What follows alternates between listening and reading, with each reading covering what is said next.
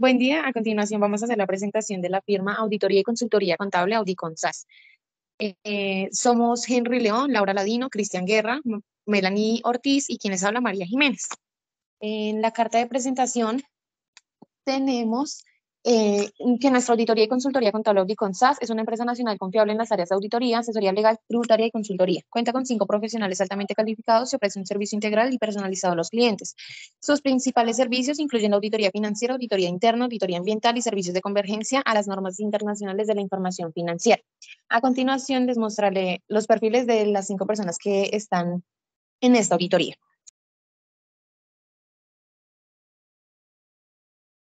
Bueno, yo voy a hablar sobre la carta de encargo de auditoría. Que en esta carta es donde se solicita la realización de auditoría de la empresa Encerfusa ESP, donde se abarcan aspectos financieros, regulatorios de gestión de riesgos, controles internos, cumplimiento ético y entre otros. Bueno, buenas tardes para todos. Durante nuestro trabajo de auditoría, antes de realizar la aceptación final del encargo, hicimos una acta de investigación para la aceptación o continuación de relaciones con los clientes, en donde se revisaron los requerimientos éticos tanto de la empresa auditada en Encerfusa como de sus principales directivos y ejecutivos. Lo primero que se realizó fue una revisión de listas de reportes internacionales, como lo es la lista CRIP, perdón, como lo es la lista Clipton, en donde se reportan tanto personas como empresas que se relacionan con actos de corrupción. Y también revisamos la lista de reportes de la ONU para actos terroristas.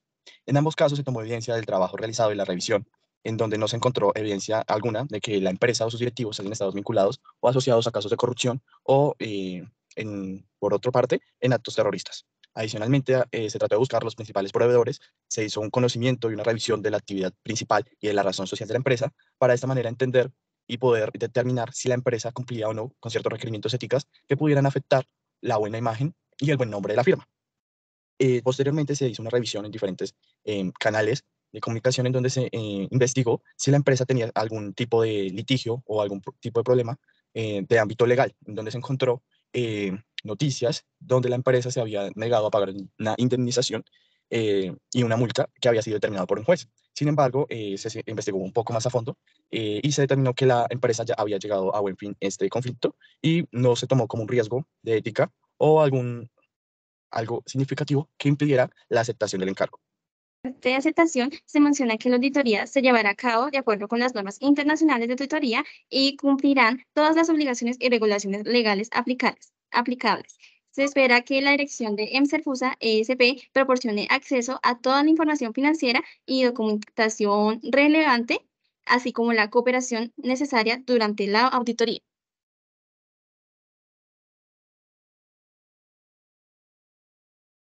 Bueno, en los requerimientos éticos, la firma de auditoría, la firma de auditoría y consultoría contable Audicon SAS certifica su independencia con respecto a Encerfusa ESP, declarando que no tiene relaciones personales o financieras con la empresa ni intereses comerciales. También se compromete a cumplir con el Código de Ética y el Estatuto de Auditoría Interna de Encerfusa ESP y no aceptar regalos o dádivas para favorecer a terceros con el trabajo realizado, no retardar injustificadamente el trabajo encomendado, no modificar injustificadamente los resultados de las auditorías a realizar, no recibir influencia externa en el trabajo a ejecutar y no divulgar resultados parciales o finales de la auditoría por fuera de los canales establecidos por Encerfusa ESP. Bueno, una vez evaluados todos los requerimientos éticos y la independencia de la firma de auditoría con respecto al cliente y al encargo, se procedió a realizar la planeación de la auditoría, en donde lo primero que se estableció fue el alcance y los términos del encargo, dejando muy en claro en qué áreas específicas se iba a enfocar nuestro trabajo y en cuáles términos íbamos a trabajar. Se establecieron términos como tiempos de entrega de informes, tiempos de realización de diferentes pruebas y trabajos de auditoría. Adicionalmente, se establecieron cláusulas donde especificaba las consecuencias del incumplimiento de ambas partes o de alguna de las dos partes, donde declaraba también la independencia de la firma de la empresa, dejando muy en claro en caso de que existieran ciertas barreras o de parte de Serfusa o limitantes en la información suministrada, la empresa podía retirarse del encargo, emitir informes con salvedades o incluso abstenerse de emitir una opinión, puesto que estas limitantes no aseguraban o no daban un grado de aseguramiento lo suficientemente alto para emitir una opinión. También se establecieron los recursos que se iban a utilizar durante la auditoría y la manera o las cláusulas en las que debían pagarse estos recursos. También se realizaron unas actividades preliminares que fueron las que ya mencionaron mis compañeros anteriormente, donde se investigó al cliente, se establecieron unas fechas previstas para esto, una revisión de cumplimientos éticos, la acta del encargo y la acta de aceptación del encargo. Adicionalmente a esto se estableció pues un cronograma de auditoría como resultado de esta planeación, en donde se establecieron fechas y diferentes actividades a realizar.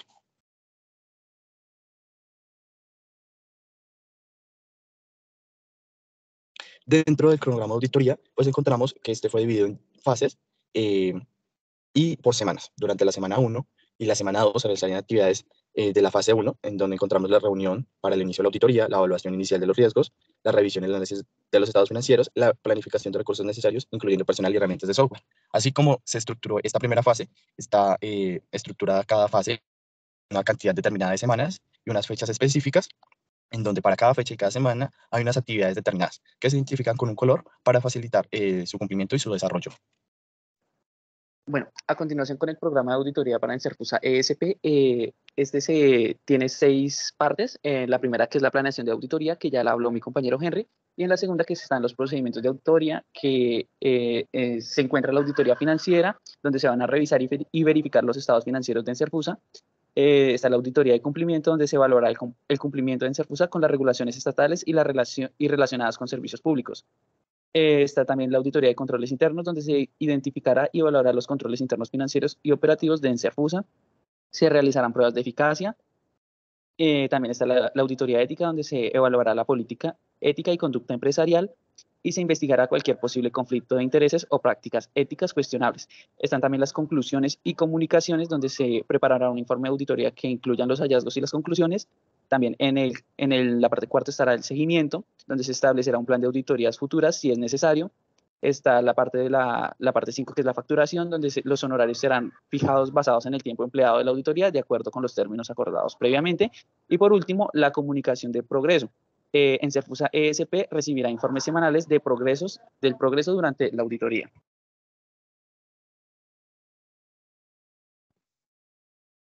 A continuación presentaremos la auditoría financiera de los estados de situación financiera del año 2021 y 2022.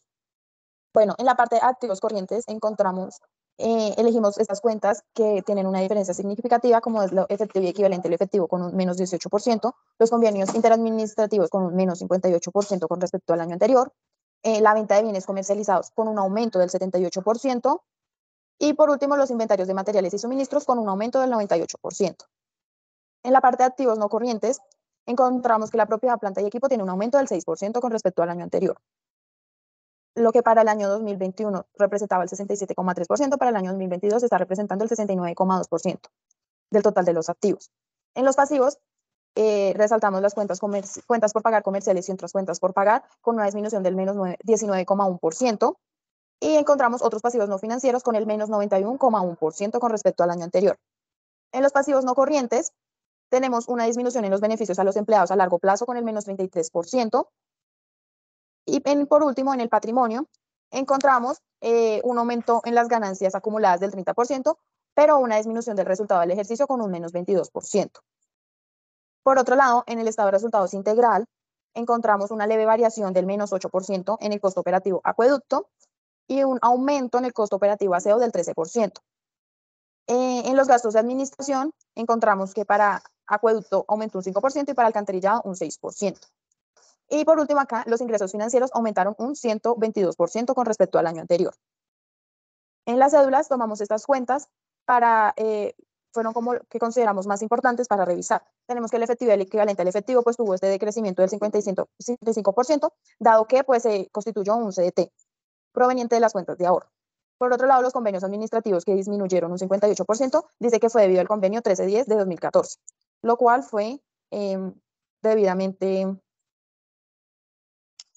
correcto, o sea, corregido. Y la venta de bienes comercializados, que fue que la cuenta por cobrar por este concepto, pues tuvo un crecimiento del 78%, dado que pues se presentó que por una mayor cantidad de medidores instalados en los predios de los usuarios, los cuales pues son diferidos a cuotas para facilitar el pago. En la parte de inventarios, pues reflejó un 95%, y esto se dio fue porque en el último trimestre se compraron medidores y accesorios para instalación, por eso aumentó el inventario. En la propiedad, planta y equipo, se reflejó un aumento del 29%, se encuentra en la adquisición de suministros para corte de césped, guadañas. En los equipos de computación se refleja una variación del 26% debido a la adquisición de un monitor LG. 55 pulgadas. En los muebles y enseres, equipos de oficina presenta un aumento porque pues, se adecuó el nuevo centro de experiencia en las instalaciones de la sede principal. Y el equipo de transporte y tracción presenta un crecimiento del 64% debido a que se realizó la compra de 5 vehículos. La cuenta por pagar entidades relacionadas refleja el saldo a pagar por el municipio. Por eso tuvo un aumento. En los otros pasivos no financieros, la variación correspondiente al menos 91% se da por un convenio de 13/10 de 2014. Y por último, la cuenta de beneficios a empleados a largo plazo corresponde pues a las cesantías retroactivas, teniendo en cuenta que el SPP tiene empleados vinculados mediante esta figura. Y el resultado del ejercicio, que habíamos encontrado que tuvo un decrecimiento, esta variación se da por factores como decrecimiento en los ingresos, crecimiento en gastos y crecimiento en los costos, generando de esa manera la utilidad para esta vigencia. A continuación sigue mi compañero Cristian con la evaluación del control interno. Bueno, a continuación les hablaré sobre la evaluación del el cuestionario de control interno, el cual es crucial para las organizaciones por varias razones: para la protección de los activos, la fiabilidad de la información financiera, el cumplimiento normativo, la eficiencia operativa, la gestión de riesgos, la mejora de la toma de decisiones y la prevención de pérdidas. También el propósito principal de este cuestionario es evaluar la efectividad y la eficiencia de los sistemas de control internos, pues de este caso pues deben ser FUSA ESP. Algunos de estos objetivos son la identificación de los riesgos, la evaluación de controles existentes, la detección de vulnerabilidades, el cumplimiento normativo, la mejora continua, la confianza en la información financiera, la prevención de fraudes y el apoyo de toma de decisiones. Pues para todo esto los hicimos varios, los cuales son la evaluación de control interno general, la evaluación de control interno de caja y bancos, la evaluación de control interno de clientes y documentos por cobrar, la evaluación de control interno de inventarios, evaluación de control interno de activos fijos y, por último, la evaluación de control interno final de la auditoría. A continuación, sigue mi compañera Stephanie Ladino. Bueno, voy a hablar de la NIA 315, la cual trata de la responsabilidad que tiene el auditor de identificar y valorar los riesgos de incorrección material en los estados financieros. Esa es una estructura de evaluación de riesgos de auditoría que es muy esencial para un trabajo efectivo del auditor, la que brinda también aseguramiento de identificación y gestión adecuada de riesgos. Esta se divide en 3 etapas: identificación de riesgos, también la evaluación de riesgos y respuesta a riesgos. Antes del encargo, los auditores deben desarrollar un plan, conocer la entidad auditada, identificar y evaluar riesgos. También debe considerar el fraude, establecer materialidad, garantizar cumplimiento legal y evaluar eficiencia y efectividad de la entidad. La meta de esta NIA es proporcionar una opinión independiente y objetiva sobre la entidad auditada. Y bueno, aquí tenemos la organización de encargos del auditor. Tenemos al gerente de auditoría, el director de la auditoría, los auditores senior y la unidad de auditoría financiera y la unidad de auditoría de TI. Bueno, en gerente de auditoría, él se encarga de la supervisión general de las actividades de auditoría, quien reporta al director general. El director de auditoría es responsable de la supervisión de un área específica de la auditoría y también reporta al gerente de la auditoría. Los auditores senior son los responsables de la realización de las auditorías, quienes se encargan de reportarle al director de la auditoría. También en la unidad de auditoría financiera, estos se encargan del cumplimiento, y en la unidad de auditoría de TI son los responsables de la auditoría de los sistemas de información. A continuación, vamos a hablar sobre la matriz de riesgos. En esta podemos ver que tenemos aproximadamente 10, la liquidez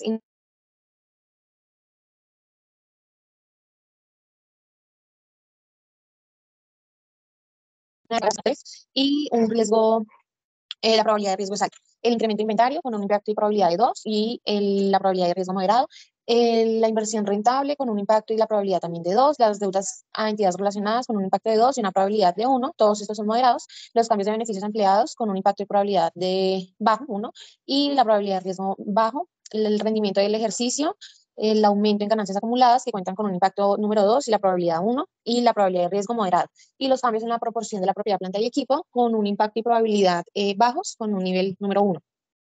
En la matriz de hallazgos, bueno, tenemos que hicimos la evaluación de control, la evaluación de riesgo, contamos con que esta empresa presentó una serie de cambios significativos en su situación financiera y contable para el año 2022.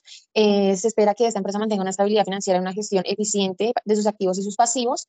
En la causa tenemos que que se vio que el efectivo disminuyó debido a las inversiones a largo plazo, los convenios interadministrativos disminuyeron por cancelaciones, las ventas de bienes aumentaron por estrategias de marketing, los inventarios aumentaron por incremento en la producción, en la parte de activos no corrientes, la propiedad, planta y equipo aumentaron debido a las inversiones, pasivos corrientes, las cuentas por pagar a entidades relacionadas aumentaron debido a las nuevas obligaciones, otros pasivos financieros disminuyeron por gestión efectiva, en los pasivos no corrientes, la cuenta de beneficios empleados disminuyó por cambios en políticas, en la cuenta de patrimonio las ganancias acumuladas aumentaron por un buen desempeño y en la de resultado del ejercicio disminuyó debido a menores ventas. Bueno, en los efectos de estos hallazgos incluimos los cambios de la liquidez, la solidez financiera, la capacidad de pagos a deudas y la rentabilidad de la empresa. Además, podemos tener implicaciones en la confianza de los inversores. Como comentario, nosotros dijimos que la empresa en Serfusa debe abordar estos hallazgos de manera proactiva y transparente. La administración debe proporcionar explicaciones sólidas y planes de acción para abordar las causas subyacentes y asegurarse de que los efectos no sean perjudiciales.